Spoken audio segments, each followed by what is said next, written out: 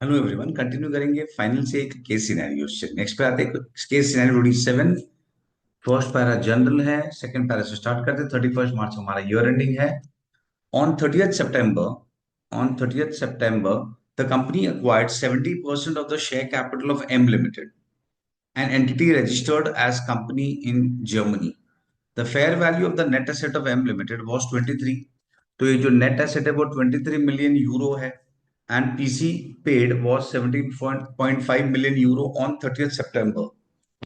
हमने 30th September को किसी कंपनी को अक्वायर किया जहां पे हमने 70% शेयर कैपिटल परचेज किया और पेमेंट कितना किया हमने 17.5। ये हमारा पीसी है और उसका नेट एसेट है 23। The exchange rate as at 30th September, यहाँ पे एक्सचेंज रेट था 82 and at 31st March end of the year हो गया है rate 84। NCI is valued at proportionate share of fair value of net asset. ध्यान रखना, fair value पढ़ के बच्चे क्या करते हैं, ये मान लेते हैं कि फेयर वैल्यू है। फेयर वैल्यू ऑफ शेयर्स नहीं, fair value of net asset है। ध्यान रखना, यहाँ पे fair value of net asset मतलब आईएनए मेथड है। अगर लिखा होता है NCI is valued at proportionate share of fair value, तो फिर वो फेयर वैल्यू होता, that is pure market price. पर यहाँ पे fair value of net asset है। चलिए गुडविल कैलकुलेट करते हैं। हम गुडविल कैलकुलेट करेंगे। परचेज कंसिडरेशन हमने जो पे किया है प्लस एनसीआई और माइनस उसके सामने हमें जो नेट एसेट्स मिला है, आइडेंटिफाइबल नेट एसेट्स जो हमें मिला है। स्टार्ट करते हैं, पहले आते हैं परचेज कंसिडरेशन। तो हमने पीसी कितना पे किया है 17.5 मिलियन। नेट एसेट्स है 23 मिलियन और एनसीआई 30% है, दैट इज नेट एसेट्स का 30%। तो ये हो जाएगा 30%, 2.3 तो 6.9। 6.9 तो गुडविल 17.5 हमने पे किया है, 6.9 का लाइबिलिटी एक्सेप्ट किया है -23, तो 1.4 मिलियन यूरो। ये यूरोज में है। ये हो गया हमारा गुडविल। ये गुडविल है which is in euros, 1.4 million euros. अब आते हैं रुपीज में, हमें रुपीज में कन्वर्ट करना है। तो उसके लिए हमें कौन सा रेट यूज करना है, जो जिस दिन पे हमने परचेज किया rate, on the date of acquisition वो वाला रेट, या ईयर एंड का रेट। तो एज पर इंड एस 21, हम जब फॉरेन करेंसी से डील करते हैं तो एज पर इंड एस तो 21 अप्लाई होता है। तो इंड एस 21 के हिसाब से हमें कौन सा रेट लेना है, हमें लेना है क्लोजिंग रेट। जो भी हमारे एसेट्स एंड लाइबिलिटीज होते हैं, जब हम सब्सिडरी के एसेट्स एंड लाइबिलिटीज को कन्वर्ट करेंगे, तो एज पर इंड एस 21 हमें क्लोजिंग रेट लेना है। तो 1.4 इंटू 84, तो ये गुडविल हो गया इन रुपीज 116.7। तो गुडविल इन रुपीज है 117.6, सॉरी 117.6। चलिए, तो दैट्स इट। तो इससे हमारा स्टार्टिंग के एमसीक्यूज कवर हो गए। What will be the value of goodwill on the acquisition of M Limited in euros. तो यूरोज में 1.4 और सेकंड पार्ट वही है, सिर्फ रुपीज में पूछा है 117.6। चलिए नेक्स्ट पे आते हैं। ये फाइनेंशियल इंस्ट्रूमेंट से बेस्ड है जहां पे इंटरेस्ट फ्री सिक्योरिटी डिपॉजिट है। देखते हैं। G Limited has made an interest-free security deposit against the lease of 5 years, redeemable at the end of lease term when the market interest rate for deposit for similar period was 12%. Following are the details of the deposit made by G Limited. Date of security deposit, इस date पे हमने deposit किया है और final जो date है वो है 31 मार्च। एक्स 5 इयर्स के लिए है lease period. Lease period 5 years है। डिस्काउंटिंग रेट भी दिया है 12%। Deposit amount 10 lakh and present value दिया है 5। हमने किसी को डिपॉजिट दिया है लीज के लिए, तो इसका, और ये इंटरेस्ट फ्री है, मोस्ट इंपॉर्टेंटली ये इंटरेस्ट फ्री है, तो इसका रिकॉर्डिंग कैसे होता है। अब देखिए, प्रैक्टिकली तो हमने उसे इंटरेस्ट फ्री दिया है किसी पार्टी को, हमने जो लेसर है उसको इंटरेस्ट फ्री डिपॉजिट दिया है। आज हमने 10 लाख दिया है और वो हमें 5 साल के बाद 10 लाख रिटर्न करेगा। तो स्टैंडर्ड क्या बोलता है, एज पर स्टैंडर्ड, अगर कोई मुझे 5 साल के बाद 10 लाख रुपीज देगा, तो अगर मैं मार्केट रेट कंसिडर करूं विच इज 12%, अगर हम मार्केट रेट कंसिडर करें विच इज 12%, तो आज मैं उसे कितना देता। इन शॉर्ट, मुझे 10 lakhs का प्रेजेंट वैल्यू निकालना है, तो 10 lakhs divide by 1.12 raise to 5, या फिर हम इस तरीके से कर सकते हैं, या फिर हम 10 lakhs इंटू पीवी फैक्टर कर सकते हैं, जो क्वेश्चन में दिया है 0.567, सी लास्ट टाइम पे दिया है 567,427, विच मीन्स ये हो जाएगा 5,67,427। ये हमारा प्रेजेंट वैल्यू है। इसका मतलब क्या होता है प्रेजेंट वैल्यू का मतलब? प्रेजेंट वैल्यू का मतलब, अगर हमने ये 10 लाख, समझो कोई, अगर हम मार्केट में जाते हैं, फॉरगेट अबाउट लीज, अगर हम समझो बैंक में जाते हैं, फॉर एग्जांपल हम कहीं पे एफडी करते हैं, और वो पार्टी या वो बैंक मुझे 5 साल बाद 10 लाख रुपया देगा, बैंक अगर मुझे 5 साल बाद 10 लाख रुपया देगा, तो आज ये पॉइंट पे मैं मुझे कितना इन्वेस्ट करना है? तो मुझे इन्वेस्ट करना है 5,67,427, मैं इतना अमाउंट इन्वेस्ट करता हूं। तो इसका जर्नल एंट्री कैसे होगा? हमने डिपॉजिट दिया है, तो सिक्योरिटी डिपॉजिट डेबिट होगा, कितना? 5,67,427। और क्रेडिट होगा बैंक, कि हम पैसे तो दे ही रहे हैं, कितना बैंक कितना क्रेडिट होगा? 10 lakhs। तो जो डिफरेंस है 4,32,573, तो ये जो डिफरेंस है हम उसे क्या लेंगे, वो इंपॉर्टेंट है।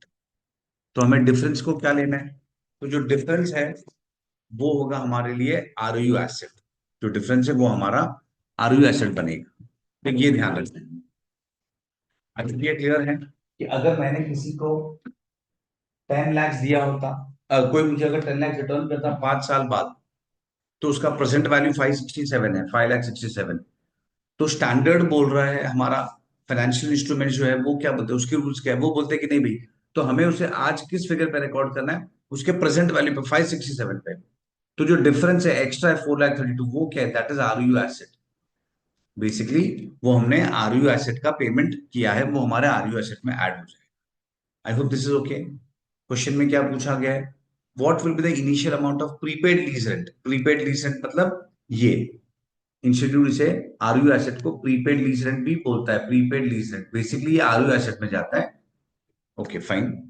और ये जो अमाउंट है 4,32, ये हमारा प्रीपेड लीज रेंट में जाएगा या आरयू एसेट में जाएगा, टू बी मोर करेक्ट। और वो उसका फिर हम एमोटाइजेशन करेंगे नेक्स्ट 5 years में। 5 साल में हम उसके नॉर्मल एमोटाइजेशन करेंगे, नॉर्मल डेप्रिसिएशन टाइप करेंगे। फाइन। तो 4,32,573, ये हो गया आंसर हमारा। Next, what will the amount of interest income on security deposit to be recognised in the financial statements as on this? तो देखिए, हम इंटरेस्ट कितना रिकॉग्नाइज करेंगे? तो अगर हम डिपॉजिट का एक एमोटाइजेशन टेबल बनाएंगे, जो हम नॉर्मली बनाते हैं फाइनेंशियल इंस्ट्रूमेंट में, तो first year that is 31,3x2। 31,3 first year, जो हमारा 31,3x2 है, उसमें हमारा ओपनिंग लोन, ओपनिंग डिपॉजिट क्या दिखेगा? 4 नहीं, 5,67,000, 5,67,427, ये हमारा ओपनिंग डिपॉजिट दिखेगा। फिर हमने डिस्काउंटिंग किस रेट पे किया था? 12% पे। तो हम अनवाइंडिंग करेंगे, सिंपल 12% पे, तो इंटरेस्ट कितना कैलकुलेट होगा? 5,67,427 का 12%, दैट इज 68091। हम इस अमाउंट पे उसे अनवाइंडिंग करेंगे और ये क्लोजिंग हो जाएगा, इसे हम ऐड कर देंगे, तो 6,35,518। और ये हर साल चलता रहेगा। नेक्स्ट ईयर के लिए ये ओपनिंग हो जाएगा, और इस पे हम 12% चार्ज करेंगे। 12% ऑलवेज हम ओपनिंग पे चार्ज करते हैं, और सो ऑन, और एंड में ये 10 lakhs हो जाएगा, क्योंकि हमने 10 lakhs से उसको प्रेजेंट वैल्यू में लाया था। अब डिस्काउंटिंग करेंगे तो 10 lakhs पे पहुंचेगा। As far as current question में जो पूछा गया वो है करंट ईयर का इंटरेस्ट। तो हम एंट्री पास करेंगे, deposit account debit to interest. Interest हमारे लिए इनकम है, इसलिए क्रेडिट होगा। तो 68,091 ये हमारा इंटरेस्ट होगा, जो हम ड्यू करेंगे। एंट्री, सिक्योरिटी डिपॉजिट डेबिट करेंगे, और टू इंटरेस्ट, इंटरेस्ट इनकम है, क्योंकि हमने डिपॉजिट दिया है, तो इंटरेस्ट हमारे लिए इनकम है, इसीलिए हम इनकम को क्रेडिट करेंगे। आई होप दिस इज ओके। चलिए आगे जाते हैं, नेक्स्ट केस सिनेरियो में आते हैं। छोटा सा केस है, case scenario 28। X limited is a listed company in India and prepares consolidated financial statements as per the requirement of Ind AS। तो एक्स लिमिटेड एक कंपनी है जो कि लिस्टेड कंपनी है, और x limited has a wholly owned subsidiary, इसका एक subsidiary है A limited which is unlisted, ये अनलिस्टेड कंपनी है, लेकिन इसका नेटवर्थ है 280 करोड़। तो इसका नेटवर्थ 280 करोड़ का है। आगे जाते हैं। A limited is not in the process of listing, ना ये लिस्टिंग, ये अनलिस्टेड है और ना ही इसको लिस्टिंग के प्रोसेस में है, वो लिस्टिंग उसे करना नहीं है। A limited has two wholly owned subsidiaries, इसके पास फर्दर दो सब्सिडरीज है, B limited and C limited. तो अभी हमें इस क्वेश्चन में जो नीचे दिया है मल्टीपल केस सिनेरियो 1 में, हमें डिसाइड करना है कि जो ए लिमिटेड है क्या उसे सीएफएस बनाना कंपलसरी है, ये क्वेश्चन में पूछा गया है। तो पहले बेसिक रूल समझ लेते हैं हम। जनरल रूल क्या है कि अगर कोई लिस्टेड कंपनी है तो उसके लिए इंड एस, कोई लिस्टेड कंपनी है तो उसके लिए end AS is compulsory, listed company के लिए इंड एस कंपलसरी होता है। लेकिन अगर अनलिस्टेड कंपनी है तो, अगर अनलिस्टेड कंपनी है तो उसे इंडेक्स बनाना होता है अगर उसका net worth is more than 250, greater than या इक्वल टू 250 करोड़। अगर उसका नेटवर्थ 250 या उससे ज्यादा है, 250 करोड़ या उससे ज्यादा है, तो उसे इंडेक्स फॉलो करना कंपलसरी है। आई hope this is okay. Listed है तो इंडेक्स फॉलो करना कंपलसरी है, और अनलिस्टेड है तो अगर उसका नेटवर्थ 250 या उससे ज्यादा है, 250 करोड़ या उससे ज्यादा है, तो उसे इंडेक्स फॉलो करना कंपलसरी है। अब करंट सिनेरियो में आते हैं। एक्स लिमिटेड एक कंपनी है जो लिस्टेड है, तो इसे तो इंडेक्स कंपलसरी है, इसे तो इंडेक्स फॉलो ही करना है। अब यहाँ पे अगर इस तरीके से देखा जाए तो यहाँ पे ये अनलिस्टेड कंपनी है, तो इसका नेटवर्थ 280 करोड़ है, तो इसके लिए ऑप्शन होना चाहिए, यस सॉरी, इसके लिए कंपलसरी होना चाहिए। 250 करोड़ से ज्यादा है, ये जो फिगर है ये 250 करोड़ से ज्यादा है, तो इसके लिए कंपलसरी है, इसके लिए कंपलसरी है, तो ए लिमिटेड के लिए भी कंपलसरी है इंडेक्स फॉलो करना, और उसे सीएफएस भी बनाना पड़ेगा। लेकिन अब मैं आगे जाता हूं, अब आगे जाते हैं। अब ए लिमिटेड को एग्जाम्शन मिलेगा कि नहीं मिलेगा वो डिस्कस करते हैं। तो इसमें ऐसा होता है, हमारे इंडेक्स के रूल्स क्या है कि अगर ए लिमिटेड को एग्जाम्शन मिल सकता है फ्रॉम सीएफएस, ए लिमिटेड को सीएफएस बनाने की नो नीड, उसे एग्जाम्शन मिल सकता है if certain conditions are satisfied. और कंडीशन क्या है कि उसके जो ओनर्स है, उसके जो ओनर्स है वो अगर मना नहीं करते हैं, पहला कंडीशन, पहला कंडीशन जो उसके ओनर्स है। देखिए मैं बताता हूं, हमें सीएफएस से एग्जाम्शन कब मिलेगा। सीएफएस से एग्जाम्शन, एग्जाम्शन मतलब जहां पे कंपनी को सीएफएस नहीं बनाना पड़ेगा। अब देखो ना, ऐसे तो ए लिमिटेड तो होल्डिंग कंपनी है, अगर वो होल्डिंग कंपनी है तो उसे बी और सी और उसके दो सब्सिडरीज है, तो उसे सीएफएस बनाना कंपलसरी है। तो इस केस में उसे एग्जाम्शन मिल सकता है अगर उसके जो ओनर्स है, एक्स लिमिटेड जो उसके ओनर्स है, पहला जो उसके ओनर्स है वो मना कर देते हैं कि भाई तू मत बना, ओनर्स बोलते हैं तू मत बना सीएफएस। तो जो भी ओनर्स है एक्स लिमिटेड, और अगर अगर और भी कोई छोटे शेयर होल्डर्स है, एनसीआई नॉन कंट्रोलिंग इंटरेस्ट अगर है, और सब मना करते हैं कि नहीं बनाया तो चलेगा, तो इन दैट केस एग्जाम्शन मिल सकता है, पहला condition. And second condition, second condition ये है कि ओनर्स ने तो मना कर दिया है, फाइन, लेकिन उसके जो ऊपर होंगे, यानी इस केस में एक्स लिमिटेड, तो एक्स लिमिटेड को एक सीएफएस बनाना पड़ेगा which is available for public use, जो पब्लिक देख सकती है, इन शॉर्ट। आई रिपीट, पहला कंडीशन क्या था, पहला कंडीशन था कि अगर ओनर जो है, यानी इस केस में एक्स लिमिटेड ओनर है, और एक्स लिमिटेड मना कर देता है कि भाई तू सीएफएस मत बना, हमें चलेगा, एक्स लिमिटेड मना कर देता है कि तू सीएफएस मत बना, और अगर उसके और भी ओनर्स हैं तो सब ओनर्स मना करने चाहिए कि तू सीएफएस नहीं बना तो हमें चलेगा, पहला कंडीशन। दूसरा कंडीशन है कि एक्स लिमिटेड सीएफएस बनाना चाहिए which should be available for public use.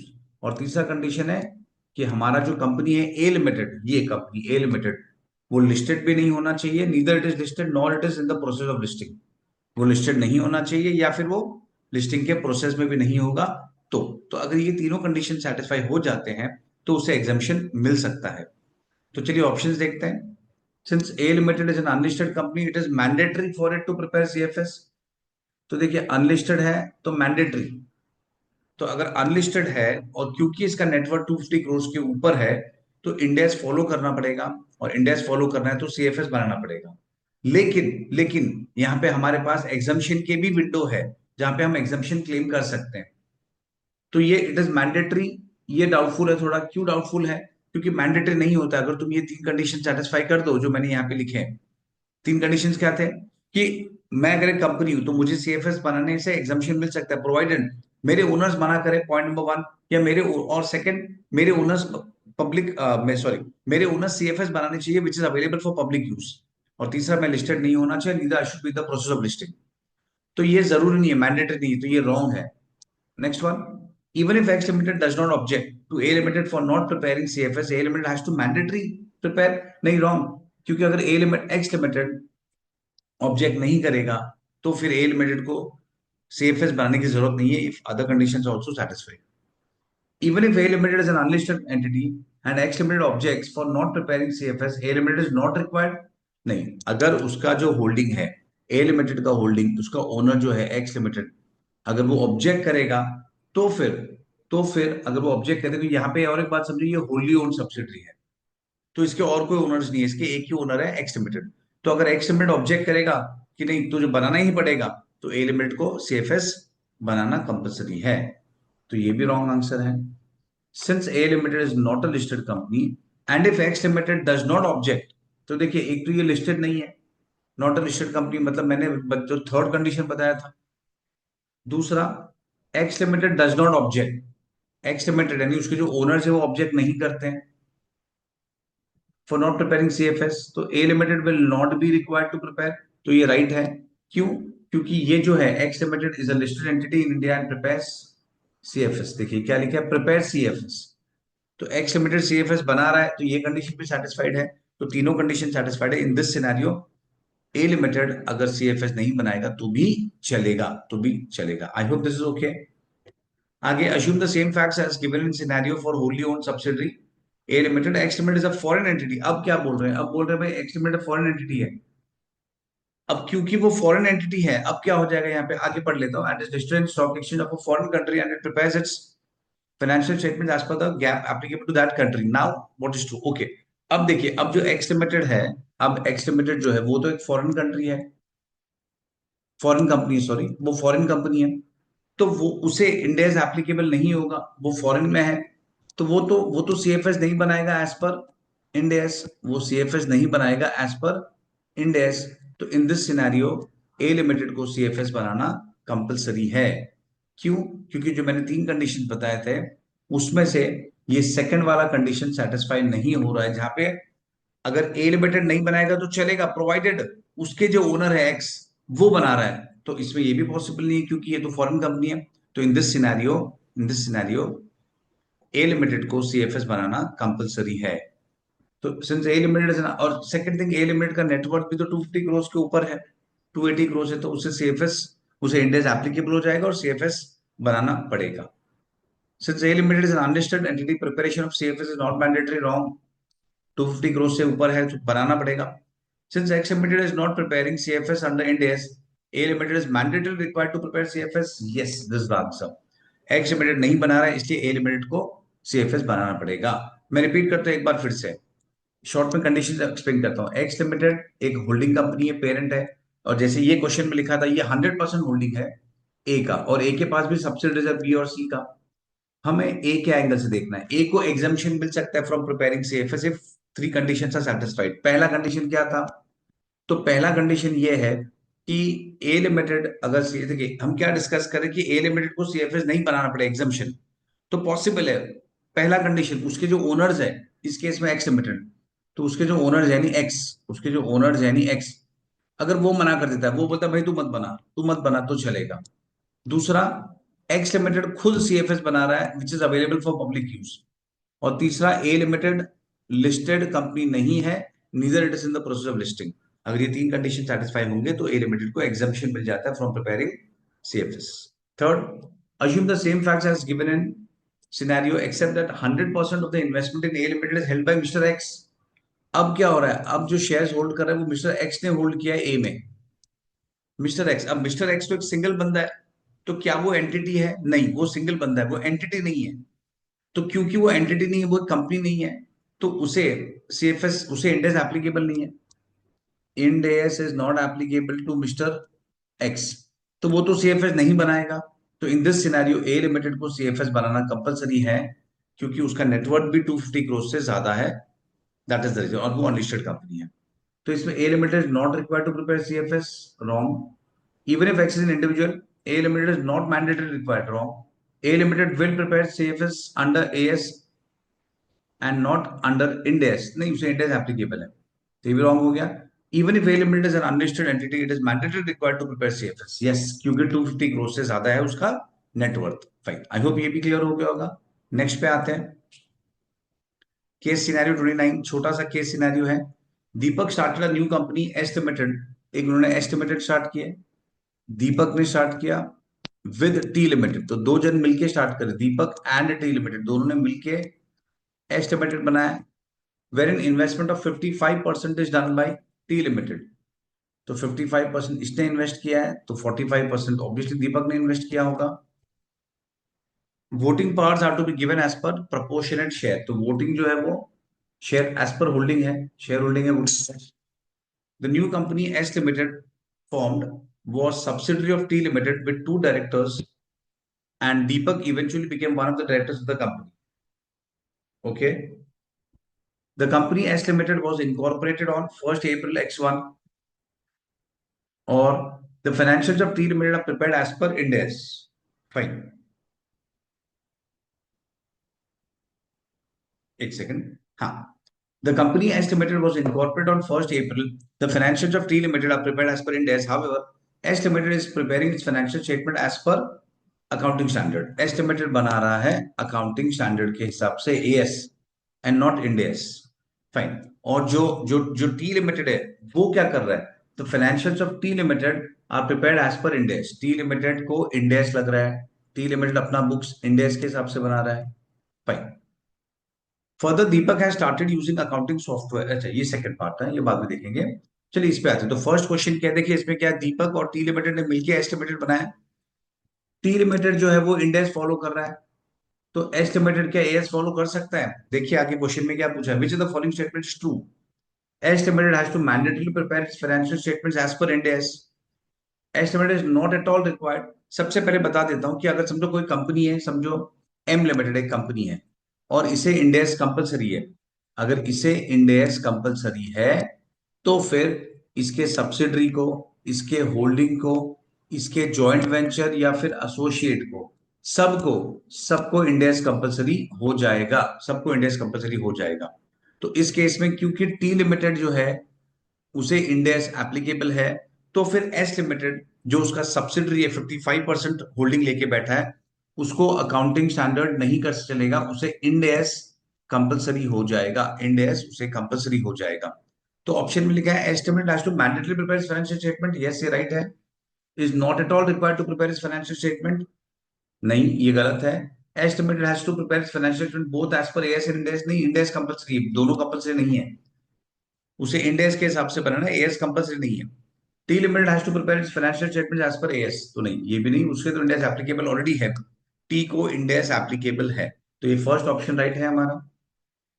Next one, अभी ये तो टेक्नोलॉजी और अकाउंटिंग के रिलेशनशिप के बारे में है। Further Deepak has started using accounting software and other tools to automate manual process, and estimated he is evidencing major change in accounting due to automation of the accounting process. However, at the same time, he also realized that automation comes with its own set of potential drawbacks and challenges. ये accounting and technology पे based है। State which of the following is the challenge. Which of the following is the challenge? Software can automatically categorize transactions into appropriate category. क्या ये challenge है? नहीं, ये तो advantage है सॉफ्टवेयर, ये तो टेक्नोलॉजी का एडवांटेज है। Optical character recognition or barcode recognition is automating the entry of data from source documents such as receipt and invoices. Again, ये तो automatically हो रहा है, तो ये advantage है। Automation process enables accountant to focus on higher level tasks such as analyzing and planning. Yes, right है।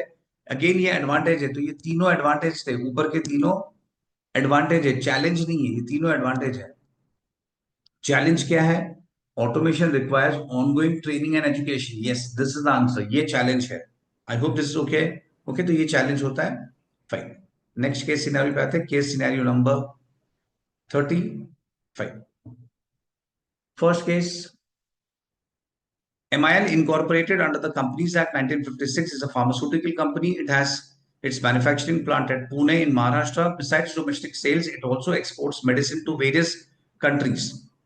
Its net worth exceeded 1,000 crores as per audited accounts for the year ending so and so, and has remained above that since then. When preparing the financial, ठीक है, हम basically 31st March X7 का financials बना रहे हैं.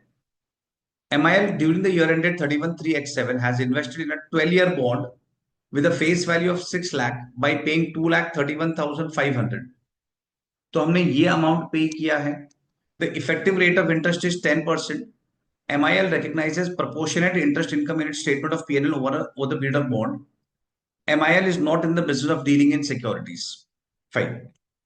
तो ये MIL का डेटा दिया गया है. MIL ने इन्वेस्ट कितना किया है आज के तारीख में? 2,31,500.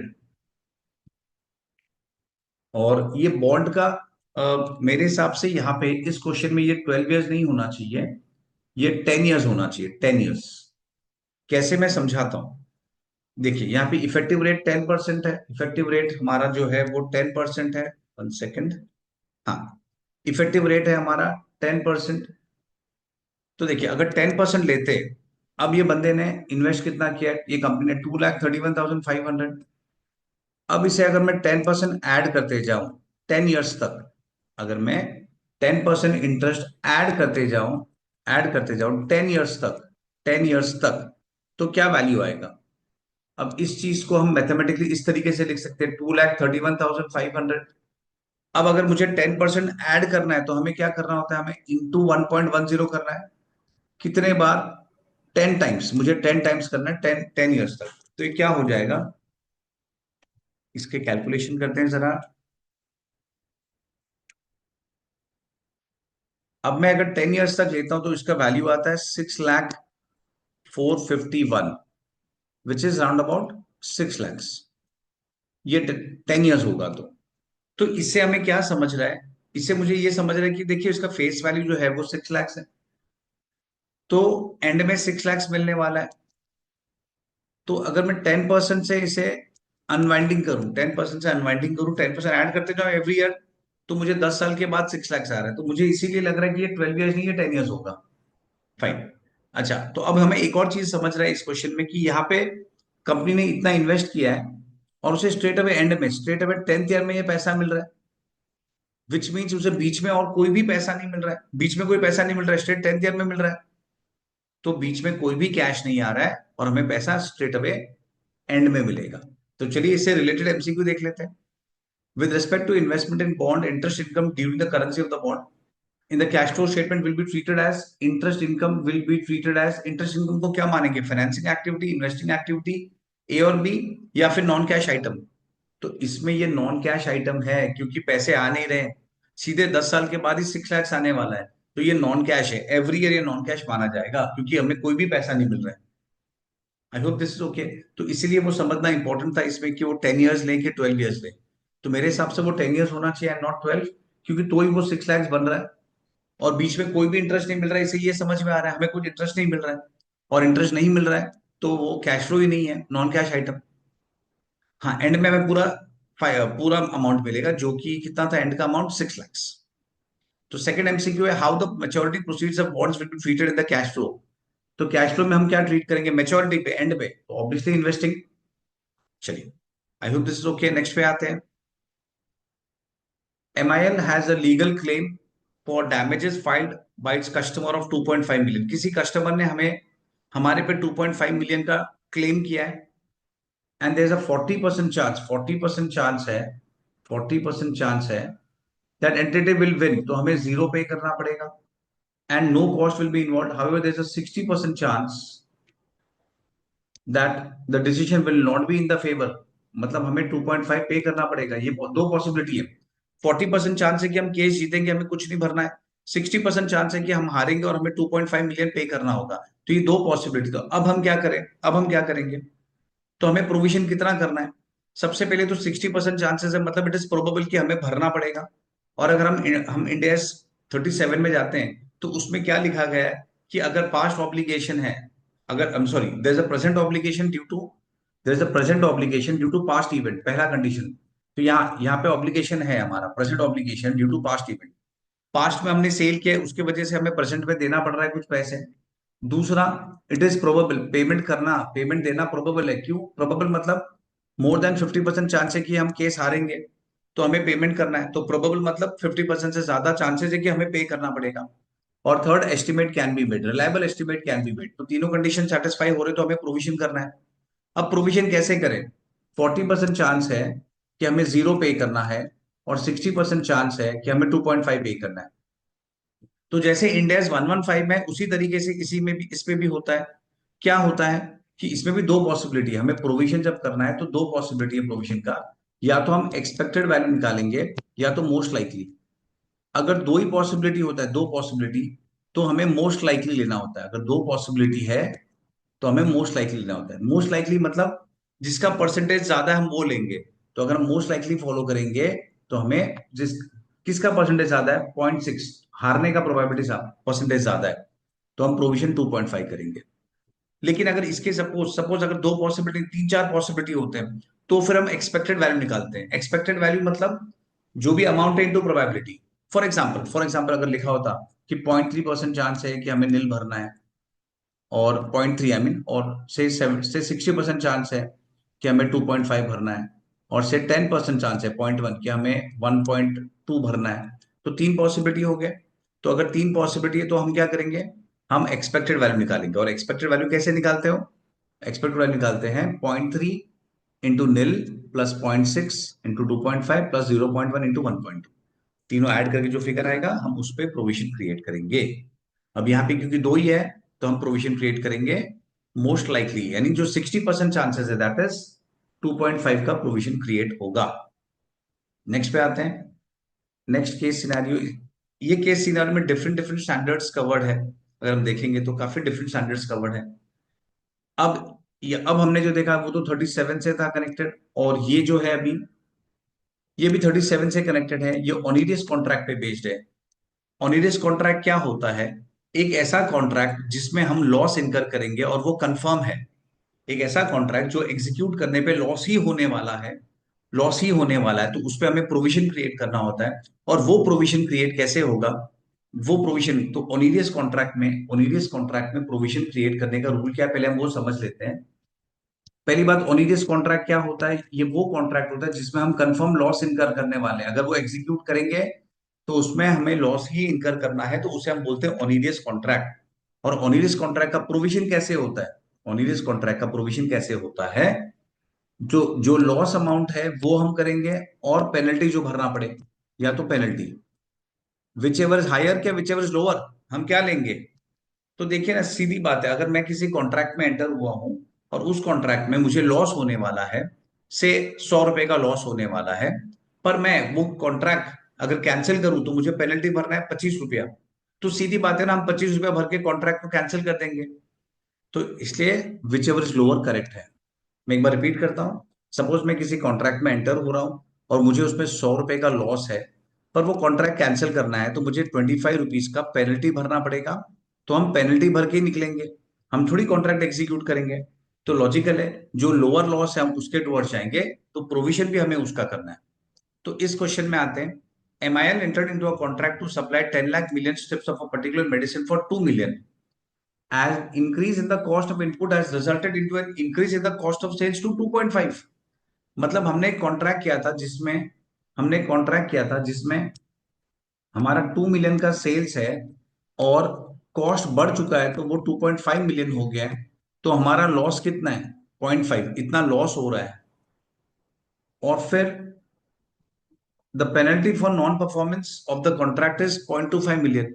लेकिन अगर हम पेनल्टी भरेंगे तो हमें 0.25 भरना है, इतना पेनल्टी भरना है।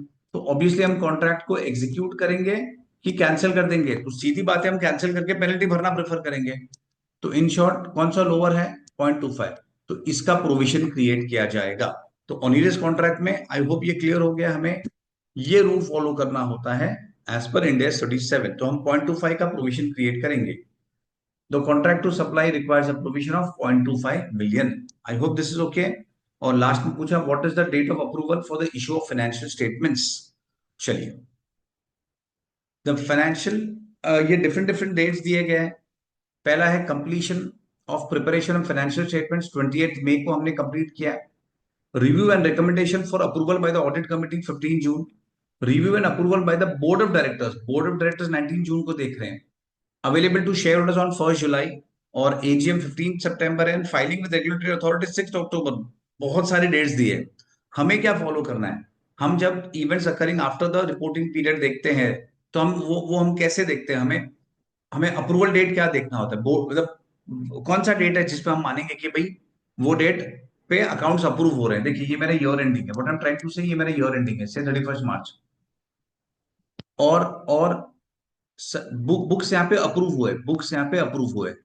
तो इन दिस सिनेरियो इस पीरियड को हम बोलते हैं events occurring after the reporting date.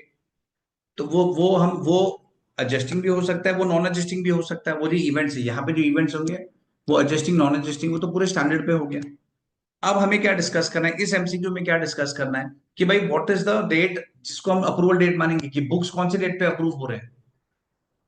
तो हमारा स्टैंडर्ड क्या बोलता है कि कौन से डेट पे अप्रूवल होगा? तो अप्रूवल तब होगा जब बोर्ड ऑफ डायरेक्टर्स अप्रूव करते हैं, board of directors. In short 19 जून को हम मानेंगे। 19 June is the date of approval, 19 June is the date of approval. I hope ये ओके है।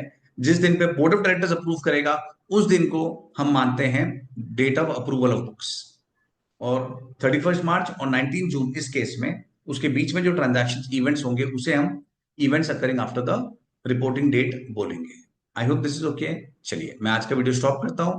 आगे के केस सिनेरियोस नेक्स्ट वीडियो में लेके आऊंगा। चलिए, बाय।